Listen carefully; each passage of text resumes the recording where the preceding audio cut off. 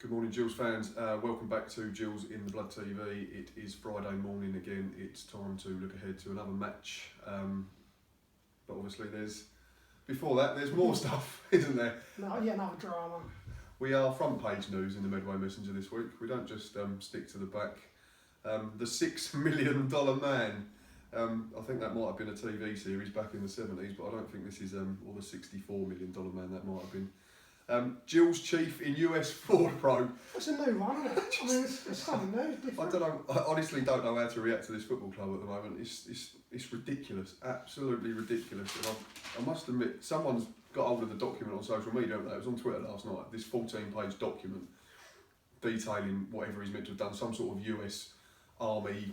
It's something to do with serving military or something, isn't it? It's big. It's not. It's like some sort of fraud out in America, and apparently he's due 60 years inside. So he basically, no offence, he's going to die out there if he gets convicted. It's all right, but I did read the transfer budget won't be affected. Or the stadium, the new stadium. So, Gills director accused of US health care scam. A businessman who has invested more than £1 million in Gillingham faces charges in the US for an alleged multi-million-dollar fraud. It basically says, honestly, I shouldn't be laughing, but Michael Anderson, who ran a Florida-based drugs company, has been indicted by a grand jury, and if found guilty, money is invested in the club could be reclaimed. So it's not only gets put inside, and it's not a little amount. No. According to the club's latest accounts, Mr. Anderson is personally owed more than $400,000 he's invested in Gillingham. He is also believed to have put in a further £600,000 in a connected company, 3 Directors Limited, which basically holds the assets for our stadium. Also, didn't Scully come out a while ago and say we were debt free? Well, if we owe him money, then we're not debt free. No comment. Maybe I've just read that wrong. If Mr. Anderson is found guilty, the club could be forced to pay more than £1 million to the US government, which could ask the courts here to freeze the club's bank accounts while investigators seek to establish if any cash from the scam ended up being invested in the Gills. But apparently, like you've just said, Chairman Mr. Scully was shocked when the Medway Messenger broke the news of his vice chairman's situation. He said, "I need to talk to him." Really? Well done, Sherlock. "I knew nothing about these matters, and depending what happens, I shall be taking advice from my lawyer." He added, "I confirmed that neither the stadium or the transfer budget are at risk." So no, we're just going to pay £1 million to the US government, but apparently that has no effect on the day-to-day running. We've spent all summer getting in free transfers, apart from Colin Wilkinson, who we probably paid, about 20 quid for. Sorry, I sound ridiculous. I'm not going to go off on one like I did last season. I'm really not. I mean, the Scully business, he's got to come out and say it, because if he comes out and says, "I know all about it," going to back him, he looks silly. He's got to come. I think someone tweeted that they felt sorry for him, but I wouldn't say, I don't. There's got to be some sort of... We must have done, back in 2009, some sort of due diligence on this geezer. Yeah, he says he passed a fit and proper test. According to this, he lasted 3 days at Ipswich Town before being forced to resign after it emerged he had been involved with 2 other clubs, both Aldershot Town and Kettering Town, both of who ended up in liquidation. Yet he then passed a fit and proper test to become our director and then vice chairman. He stepped up, yeah. So who's running these fit and proper tests then? Because it sounds like any old clown just turns up and goes, "I've got 20 quid, here, I'll be vice chairman of a football club." It's stupid, absolutely stupid. He's run 2 clubs into the ground effectively, lasted less than half a week at Ipswich, and now we might owe £1 million on his behalf. Absolutely terrific. Mr. Scully said it in on this. No, I've got nothing else. I don't know what else to say. Honestly, it's absolutely ridiculous. In more details, court papers claim that between June 2014 and December 2015, the alleged scam netted at least $5,792,210, which equates to £4,469,703 sterling. He also faces 2 charges of laundering a total of $650,000 from a US bank account to another one in Dubai. Where did Mr. Scully live for 7 years? Yeah. Oh no. This is... You know who's going to turn up next in this? It'll be Harry Redknapp with his dog's bank account, just because that's how we roll. If found guilty, the courts are entitled to reclaim the total sum. Mr. Anderson was Vice President of DMA Logistics, which was based in Orlando. It doesn't sound clever. Mr. Anderson has said he's going to get his name cleared and then will happily give us a statement, but if he doesn't get his name cleared, he's not going to have to make a statement, he's going to be inside. So. And he will die there because they won't let him out early. Anyway, back to football, because apparently we do that as well, not very well. That annoyed me, Steve Lovell's comments. It just says to me, right, let's explain first. Steve Lovell, it's down to us. Gillingham's coaching team are reluctant to lean too much on director of football pitch. To me that says, that's the first step. That says to me, they don't want him there. Or that's the first step. He's there for that reason. Yeah, and if they go, that's the first steps toward him. So it's already in someone's mind now that Peter Taylor's the next step if these three go. It's been in fans' minds since a moment. So it's so obvious to all of us, but they can keep denying it and pretending. But Lovell, who works under head coach Adi Pennock, said Peter's got a lot of experience through his career and I've worked with him before. He has input with us, we listen to him and he's got good ideas, but ultimately we as a group of coaches, we've got to put on the field what we feel is right to win games. Well, there's something not working. Fundamentally wrong with that statement straight away, which is what you've just said, because 5 out of 6 games this season we haven't won. We beat Southend reserves. Let's not dress it up. With our reserves, effectively. Yeah, we can say that. So let's not take away. It was a decent performance. I was there. It was all right. But the league's bread and butter, isn't it? The league form is relegation form. It doesn't matter what you say. He's great to be around. He's got great knowledge and all the little bits that he's involved with over the years. We take on board. Some we use, some we don't. But it's down to us, and I'm sure Peter doesn't expect us to use everything that he says.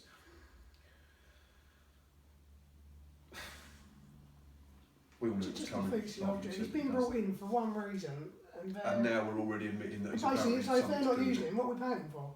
Well, exactly, yeah. I think someone said on Twitter today, why are we not using that money for transfer budget? Yeah. That's not affected by our £1 million that's going to go back to the US government. And then another one, Gabriel Zakuani may not feature at the weekend. That's what it says here.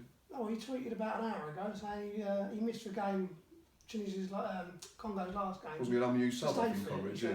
He tweeted that about an hour ago. Gills will see how Gabriel Zakuani is feeling before naming their squad for Oxford. Zakuani has been away on international duty with the Democratic Republic of Congo. He was an unused substitute on Tuesday when his country's hopes of qualifying for the 2018 World Cup took a blow as they were held to a 2-2 draw at home to Tunisia despite leading 2-0. Coach Steve Lovell said Zakuani's back for the weekend, but whether he's involved in the squad is another thing.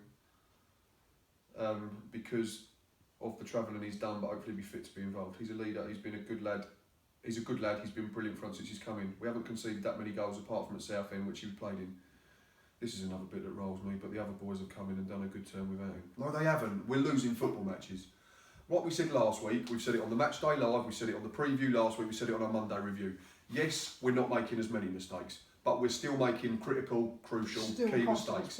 And it's still costing us draws, it's costing us wins. Regardless of whether we do it 4 times and lose 4-0, and I'm repeating myself, and whether we do it twice and lose 2-1. Losing 2-1, losing 4-0, no points, doesn't matter.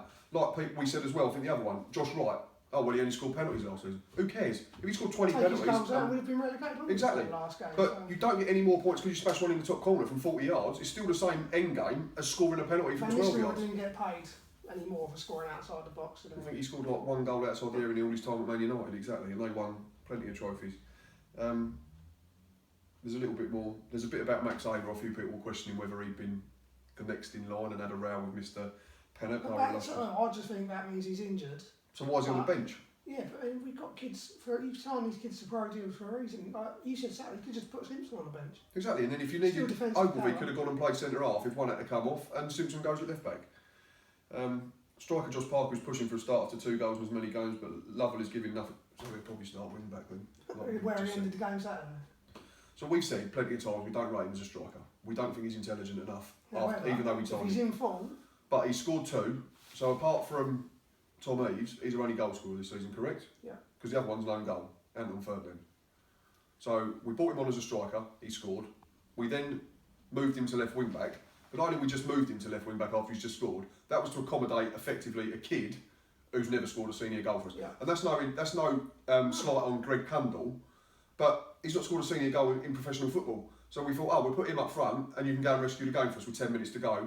And we'll move the bloke that's just scored and who's got sky-high confidence, we'll shove him to left wing back and go all defensive. Again, why are we obsessed with this system that doesn't work? No, and we'll go back to it tomorrow, I think. Yeah, I do, 100% I do. Because 4-4-2, we haven't won for a couple of games, so we'll just go back. It just, to me, again, and I'll repeat myself again, the way he runs the football club at the moment, and he coaches that football team, Adrian Pennock, reminds me, it's not FIFA, it's not Football Manager, it's not Pro Evolution Soccer. You can't just play a formation and just pick a load of attacking players in it and think, I'm going to score loads of goals. But that's how he comes across. Because And everything's so reactive again, and we had enough of that under Justin Edinburgh last season, and it's boring. It's very difficult to stay positive at the moment. There's nothing. And we know we'll probably get slagged off by some people on Twitter because we're not supporters. This week for being negative, but what is there to be positive about? I got labelled that I wasn't a supporter because by someone on Facebook. I think we spoke about Monday. Yeah. Because I'm not giving him 20 games. We'll be relegated if we continue this for 20 games. I keep saying this. The longer you give him, the further adrift we're going to be. And we both spend £400 on a season ticket. We probably do 5 away games each season on average, but we're not supporters. So we're spending what? Upwards of £750 a season? The person who said that to me knows who he is, so if he's watching this, then he's got his own opinion, and I appreciate that. But there's people this week that have come out and said that the YouTube channels are all negative. Well, don't watch them then.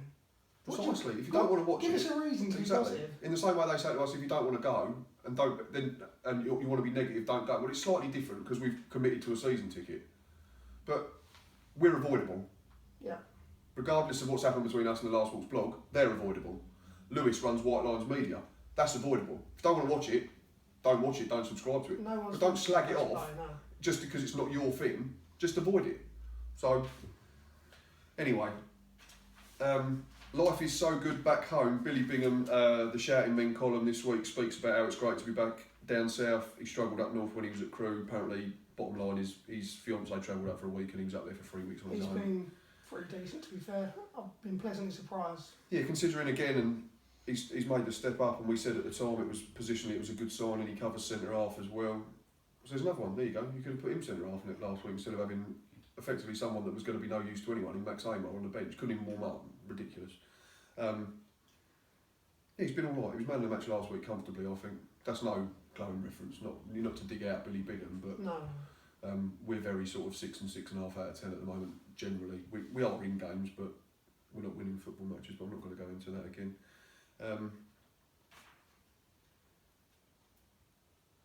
Speaks about he has a role to play defensive midfielder, but he likes it because he's got licence to move around and use the ball when he's in possession.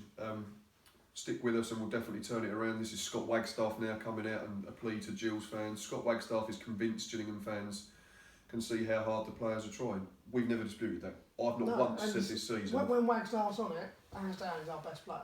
He was poor last week, though. He was very poor I'm last sure week, he's but when he is on it, he is our top player. But I don't think anyone has come out this season, any fan, regardless of whether they're slagging him off, being constructive, or whatever anyone wants to label it, not being a supporter or whatever, I don't think anyone can say in terms of fitness and trying hard, we've come up short in that aspect. We just don't have enough quality. No, we've gone for numbers. Yeah, rather than we've gone for quantity over quality, unfortunately, and that's determined by budget again. But when Mr. Anderson gets found not guilty, we'll have millions to spend, apparently. Back to Wagstaff anyway. He feels the commitment is clear and rates Gills as one of the fittest teams in the division. But then he's honest enough to admit that means nothing if you're not winning points and not winning football games. He said that pre-season's results meant that the goalpost moved slightly and that aspirations maybe changed a little bit. But bottom line is, after last season, we were all guilty of that, weren't we? We had a positive pre-season. We all thought, well, we're not winning the league, but we thought we're going to have a big improvement. But I think it wasn't the Chatham one, which was 12-0. You look at results this season, I think Sittingbourne or someone beat them 7-1. Sheppey beat them 7-1, so it kind of puts that into context. But I think the Ipswich one was the one where we thought, actually, we've got half a chance of maybe having a relatively good season, which relatively good was mid-table. I said this a couple of days ago on Twitter. We're not asking to be winning the league. No. Just show us some signs of improvement. Since January, there hasn't been an improvement. January this year or January last year? Let's just talk about the panic crane for now. That's fine. So from January this year, it's been toilet. Where's there been an improvement? And this is what people keep backing him up. Yeah, he's won 5 games. 5 games out of 28 in all competitions. That's about 17%. And people saying give him 10 or 12. It's another 5 to 7 games. Well, we said this, didn't we, Monday? If we give him the next 6, that's 11 league games. And we said we think he'll pick up 3 points. And that's not a win, that's 3 draws if we're lucky. So that'll be 5 points from the first 33 available. Gone. Absolutely gone. Yeah, if he wasn't an ex-player, would he still be in a job? I don't think so. Probably not. And I said and I was probably more. No, and at the time you were really than you and Stocky when he was first appointed. Yeah. When it I was willing to give him a chance, but my patience is running very, I think very it is for thin. most people, and it's understandable. And these people that say we're not supporting. He comes across like he says the right things, but if you say something on a Saturday and then the following Saturday you do the opposite. But he's ridiculous. He's like Andy in the bath. He's that far out of his depth. It's ridiculous. So So, anyway, we're just going to... Oh, Coventry, we've got to talk about Oxford. We haven't even spoken about Oxford. I nearly said Coventry, that's because I was thinking about Coventry and a horrendous form last season when they was relegated by Christmas. We go to Oxford Saturday. They're 8th in the league, I think. Played for... A lot of people's picks to be... 1-2, drawn 2, lost 1, scored 7, conceded 3. Which means they're probably... Was it last season we lost there in the fog? Yeah. And we desperately tried to get it abandoned in the last 15 minutes, but we were rubbish then. And it could be ironic if we get tanked at the weekend. Could it be Pennock's last game? And it could be that Oxford have done for our last 2 managers then. I'm not going to cross my fingers because I'll get absolutely obliterated on Twitter. But there are a lot of people's picks to do well and they started well. I had them down. I think I had them beginning of the season just outside the playoffs. I don't think they'll get in, but they've got some good footballers. They started really well. I think they've just gone off the ball last. How did they get on last weekend? Eyesight's going, getting on. They might have had. No, they did play. I can't even see it. Oh, drew at MK. Was it MK Dons? Yeah, drew at MK Dons. So that's not a bad point away. Yeah, there's the next 6 again that we've said about. We're not going to speak about that again, but. Connor Wilson comes back in this weekend, though, don't he? Back into contention. Do you think Nashi gets dropped? I do. Do you think you're going too big then? I don't think Pennock particularly rates Nash. No, it's just people's choice. Or would it be Hughes and Parker? No, could be defenders up front, couldn't it? Let's be honest. Prediction? I'm going to go for a 2-1 loss. I can't see us scoring up there. They've only conceded 3 in 5 games, under a goal a game. They're scoring 1.5 a game. I'm going to go 1-0 or 2-0 to Oxford, sadly. I'm going to get, again, we'll get bashed on Twitter because we're not being positive, but it is what it is. Brief news, David Kerslake has now followed Justin Edinburgh out of Northampton after Jimmy Floyd Hasselbank. By the way, I think, Hasselbank. Yeah, he was available in January. He was available beginning of the season. Not saying a word. Josh Wright in talks with Southend. I think that's going to happen. That was very promising, apparently. That's about it, really. We won't be there Saturday, sadly. Well, sadly, or maybe it might be a good thing if it goes horribly awry again. Dave was going to be doing our match day live, but unfortunately he can't make it either. Please keep liking, subscribing, retweeting. You have got us past 500 now, which is brilliant, so thanks for all your support, and until next time, up the Gills.